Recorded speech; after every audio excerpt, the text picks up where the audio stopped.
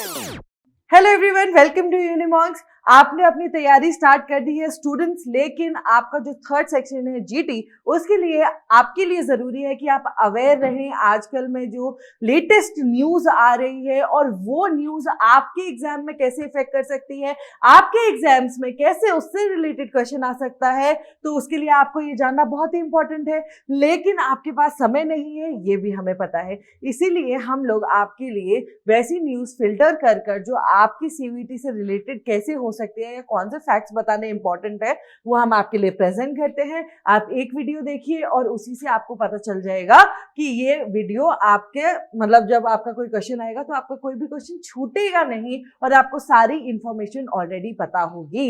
आज की वीडियो में हम लोग देखने वाले हैं about a news article which expresses कि फोर्टिफाइड राइस की to addressing malnutrition says expert. ठीक है, अब ये तो न्यूज हो गई बस, लेकिन अब इसका इंपॉर्टेंस क्या है, आपके एग्जाम में कैसे आ सकता है इससे रिलेटेड। बायो वाले बच्चे और जो साइंस वाले बच्चे हैं वो जरूर देखिए, क्योंकि उन्हें तो पीसीबी में ही देना है अपना जो लिखेंगे वो लोग एग्जाम। तो आपकी बायो की बुक के अंदर भी ये कॉन्सेप्ट है, स्ट्रेटेजीज वाला जो चैप्टर है ना आपका, उसमें है। तो उसी से हम लोग थोड़ा सा रिवाइज करेंगे। तो साइंस वाले बच्चे जरूर देखें और जीटी के हिसाब से बाकी बच्चे देखें जो साइंस स्पेसिफिक डोमेन में नहीं लिख रहे हैं अपना क्वेश्चन। ठीक है, क्वेश्चन पेपर नहीं लिख रहे हैं।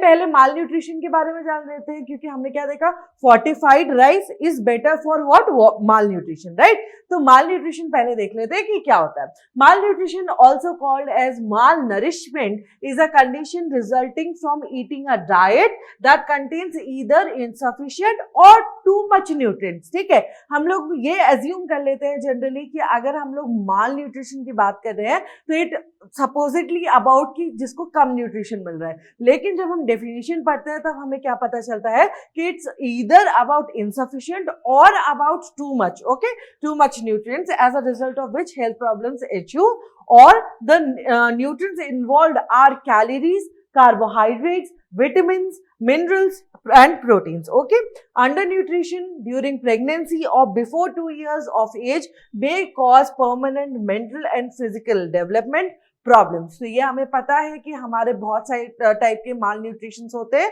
उनके बेसिस पे ही हम लोग ये डिसाइड करते हैं कि भाई कौन सा ऐसा स्पेसिफिक चीज है जिसके माल न्यूट्रिशन की वजह से ये डिजीज कॉज हो रही है, राइट।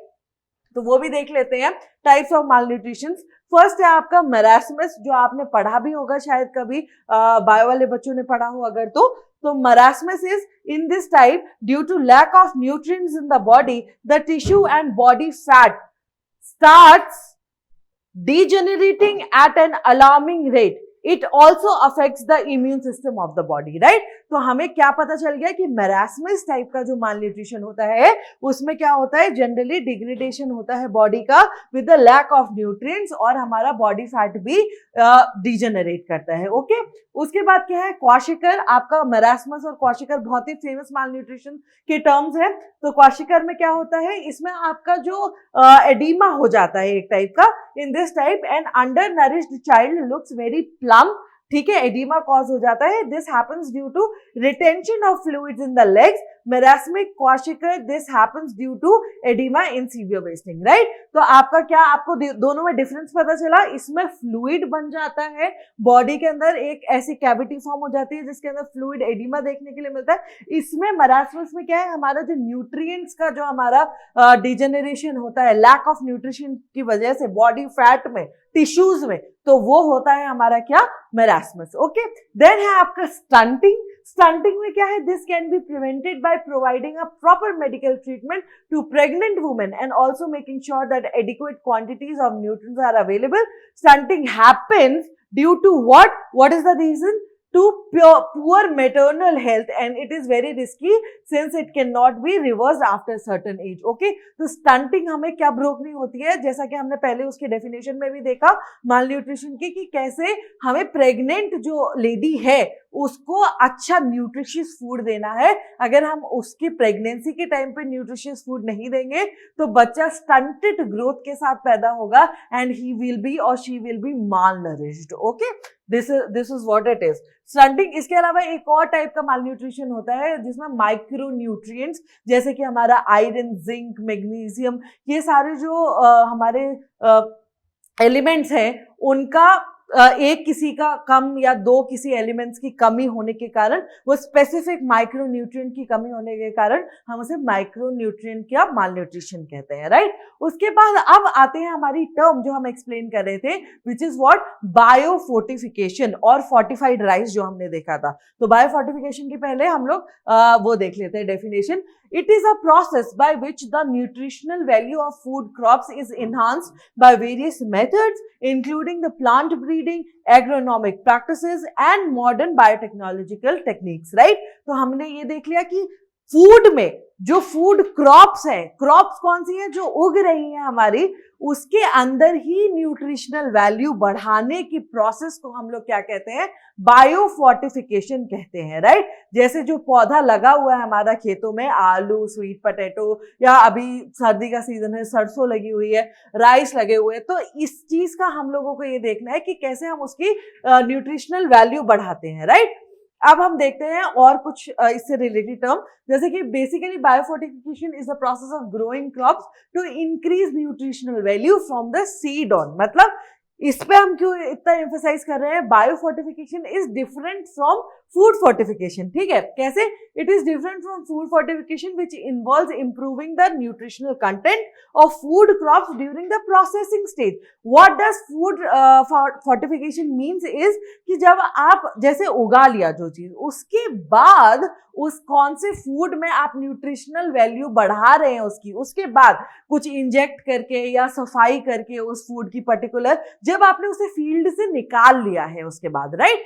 बायो फोर्टिफिकेशन पे हम लोग क्यों जोर दे रहे हैं कि बायो फोर्टिफिकेशन इज डिफरेंट, कि जब आप लगा रहे हैं कोई सीड, वो सीड के अंदर ही एनालाइज्ड मतलब एनहांस्ड ऐसे चीजें हैं जिसकी कमी हो रही थी और उसे हमने ऐड करा है उस सीड में, राइट, उसकी न्यूट्रिशनल वैल्यू बढ़ाने के लिए। और जब आप वो फ्रूट हमारा पकेगा, उगेगा, तो वो उस न्यूट्रिशनल वैल्यू के साथ, एडिशनल न्यूट्रिशनल वैल्यू के साथ उगेगा, राइट। तो ये है हमारा बायोफोर्टिफिकेशन का मतलब।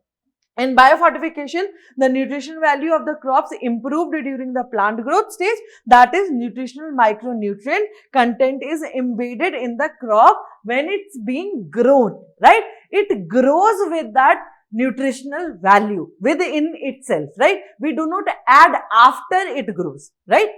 उसके बाद crops can be biofortified through selective breeding and genetic engineering. Obviously, this is a marvel of genetic engineering. With the help of genetic engineering, we are able to do this.